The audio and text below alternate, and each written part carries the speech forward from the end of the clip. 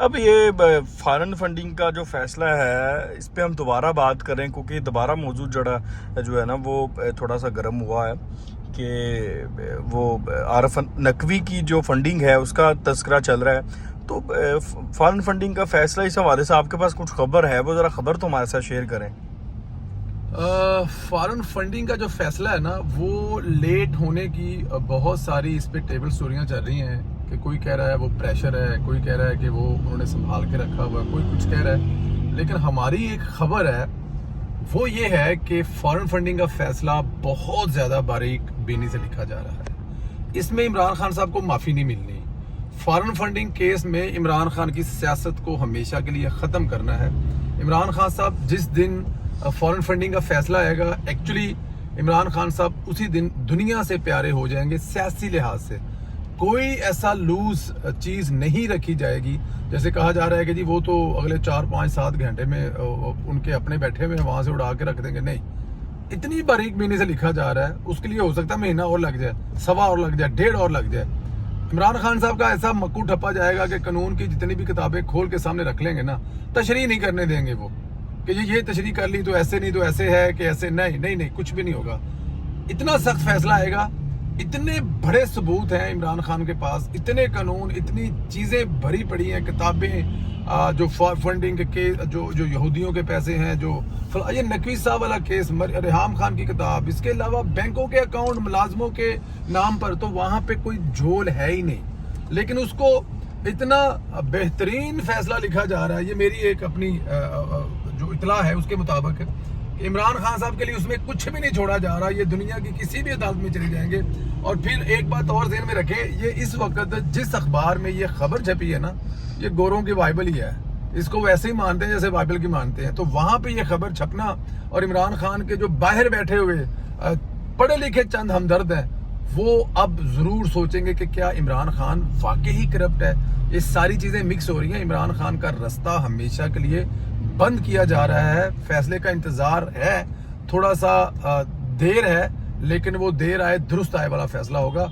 इमरान खान साहब कहीं के नहीं रहे। जो जुडिशल जो एक इजलास हो रहा था, जुडिशल इजलास हो रहा था जजेस की तैनाती के लिए, उस इजलास के दौरान जो फैसला नहीं हुआ और वह इख्तलाफ का शिकार हो गया और वो मौखर हो गई जजेस की तैनाती, और उसके बाद एक प्रेस रिलीज सिंपल सी जारी हुई सुप्रीम कोर्ट की तरफ से। वो प्रेस रिलीज हमेशा चीफ जस्टिस की कंसेंट से जारी होती है। जो चीफ जस्टिस साहब उसको चेक करते हैं, उसके बाद वो जारी होती है। जो वो मीडिया को बताना चाहते हैं, यानी कि वही मीडिया को जारी किया जाता है। उसके बाद कल एक काजी फायज ईसा साहब का ख़त गया था चीफ जस्टिस साहब को कि आपने गलत बयानी ने जो एक्चुअल चीज़ें हुई इजलास के दौरान, जो इख्तलाफात किया उसका जिक्र, हाँ, और वो इख्तलाफात जो किए गए उनका जिक्र नहीं किया गया। उसके बाद आज जस्टिस तारिक मसूद साहब जो हैं, वो भी सीनियर जज हैं, काजी फायज ईसा के बाद वो उनका दूसरा नंबर आता है। तो उन्होंने भी ख़त लिख दिया है। उन्होंने बड़ी अहम और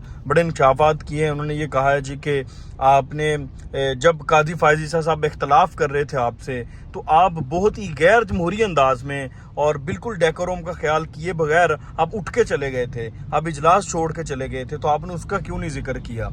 तो इसके ऊपर अब हुकूमत के पास, हुकूमत को क्या करना चाहिए? मेरे ख्याल में हुकूमत के पास इतना बड़ा जवाज़ है इनके खिलाफ रेफरेंस भेजने के लिए, इससे ज़्यादा बेहतरीन मौका हुकूमत को नहीं मिल सकता। अगर वो वाकई समझती है हुकूमत, बल्कि अब समझती क्या है, सब रोज़े यहाँ की तरह सब नज़र आ रहा है कि एक ही तरह की दो चीज़ों के पहले जो फैसला किया उसमें भी एक ख़ास पार्टी, ख़ास बंदे को फ़ायदा दिया गया, और बाद में उस गलती को ठीक किया गया है। एक्चुअली वो कह रहे हैं कि जी वो गलती हो गई थी, उसकी हमें माफ़ी दे दें, जज भी इंसान है, माफ़ी दे दें। और जो गलती ठीक की गई है तो फिर भी उसी बंदे को और उसी पार्टी को फ़ायदा दिया गया है। हुकूमत के पास एक बेहतरीन मौका है। देखें, इस वक्त दोनों जस्टिस तारिक मसूद साहब और जस्टिस काजी फायज साहब ने जिस तरह अपने साथी जज के खिलाफ, या बल्कि अपने सीनियर जज के खिलाफ, या अपने चीफ के खिलाफ खुलकर सामने आए हैं, इस मुल्क और इस आइन के लिए वो जो लड़े हैं, अपनी खतरे में डाली हैं, तो वो हुकूमत को ये कदम लेना चाहिए इसका। ये वरना जो ये हाल कर जाएंगे कोर्ट्स का, आपको पता है ये आज के जो भर्ती होंगे जितने वो जूनियर कर रहे हैं, वो अगले 15-15, 20-20 साल वहां बैठकर इस मुल्क की जड़ें खोखली करेंगे, उन लोगों के लिए काम करेंगे जो इस मुल्क का पता नहीं क्या सत्यानाश करना चाहते हैं, क्यों तबाह करना चाहता है, वो लोगों को ये भर्ती करेंगे। तो बेहतर है कि इन तीनों को निकाला जाए, रेफरेंस भेजा जाए, ताकि वो नौबत ना आए। आप ये कह रहे हैं कि सदारती रेफरेंस भेजा जाना चाहिए हुकूमत की तरफ से? बिल्कुल भेजा जाना चाहिए सर, क्यों नहीं भेजा जाना है? क्या प्रॉब्लम क्या है, इशू क्या है? अभी कुछ और रहता है, अभी कुछ आपने देखना है। और किस तरह सर वो देखें, कल के एक दोस्त जो बता रहे हैं, अब देखें क्योंकि हम वहां पर नहीं थे, अब क्योंकि हम तक ये बात आई है तो हम आगे चाहते हैं कि इस बात को अमानतन लोगों तक पहुंचाया जाए कि जब वो जस्टिस साहब के खिलाफ वो हुआ है तो बड़े गुस्से में उठ के इजलास से गए हैं, पैर पटक कर, और दरवाजे पर गए हैं, देखा कि मेरे नाल उठे कोई नहीं, वापस आए ने। और दूसरे जस्टिस इजाजुल साहब मेरे ख्याल में जी, उनको भी बाजू से पकड़ कर साथ, उठ मेरे नाल, चल बाहर निकल, तू कितने बैठा है। अब इस किस्म की चीजें जो हैं वो सामने आ रही हैं। तो भाई बात यह है कि अभी आपको और क्या चाहिए? क्या इससे ज्यादा हुकूमत के पास कभी कोई और मौका अच्छा आएगा? और अगर गिदर भवकियां लगाना है, करना कुछ नहीं है, तो फिर खजल खराबी होना है इनके हाथों। कल वो फिर इनको किसी जगह पे पकड़ लेंगे। अभी इमरान खान साहब के ये इन्होंने 13 इस्तीफे मंजूर किए हैं। इमरान खान साहब सुप्रीम कोर्ट चले जाए, देखो जी मैं तो सारे भेजने, मेरा 13 कितने ने, वो कहेंगे 13 में वापस इस्तीफे कबूल ही होने की कर लोगे। बेहतर है कि उनके खिलाफ रेफरेंस, सदारती रेफरेंस भेजें और उनको फारिग कराएं। अच्छा जो साहब, अच्छा एक और बड़ी बहस चल रही है पाकिस्तान में इस वक्त, और इमरान खान साहब ने बड़ा उस पर शोर किया है, बल्कि पूरी पीटीआई उस पर शोर कर रही है कि जी जनरल बाजवा साहब ने अमेरिका से रिक्वेस्ट की है कि आईएमएफ को कहें, क्योंकि अमेरिका का इन्फ्लुएंस है आईएमएफ पे, कि वो आईएमएफ की जो किस्त है वो ज़रा जल्दी जारी करवा दें, ताकि पाकिस्तान जो डिफ़ॉल्ट करने वाला है वो पाकिस्तान के मामला बेहतर हो जाएं। तो इसके ऊपर पीटीआई शोर क्यों कर रही है?